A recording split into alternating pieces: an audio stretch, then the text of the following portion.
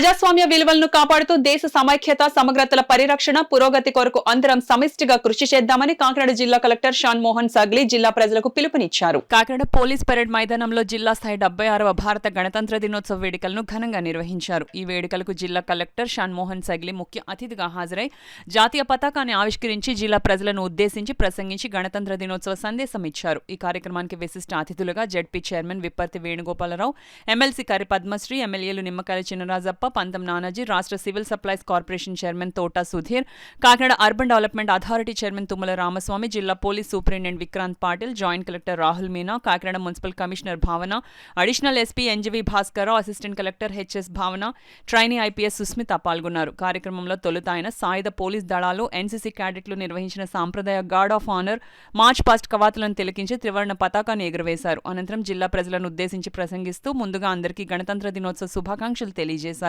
భారతరత్న బాబాసాహెబ్ అంబేద్కర్ జాతికి అందించిన పవిత్ర రాజ్యాంగం పునాదిగా మహోన్న ప్రజాస్వామ్య సౌధాన్ని నిర్మించుకున్నామని, రాజ్యాంగం మనకు అందించిన హక్కులను సద్వినియోగం చేసుకుంటూ పౌరులుగా దేశ సమైక్యత సమగ్రతల పరిరక్షణ పురోగతి కొరకు ప్రజలందరం సమిష్టిగా కృషి చేద్దామని ఆయన పిలుపునిచ్చారు. అనంతరం గణతంత్ర వేడుకల్లో భాగంగా పాఠశాల విద్యార్థులు నిర్వహించిన సాంస్కృతిక కార్యక్రమాలను, వివిధ శాఖలు ప్రదర్శించిన శకటాలను, స్టాళ్లను జిల్లా కలెక్టర్ షాన్ మోహన్ అతిథులతో కలిసి తిలకించి చివరిగా ఉత్తమ సేవలు అందించిన అధికారులు, సిబ్బందికి శకటాల సాంస్కృతిక ప్రదర్శనలో బహుమతి పొందిన శాఖలు, విద్యార్థులకు ప్రశంసా పురస్కారాలను, బహుమతులను అందజేశారు.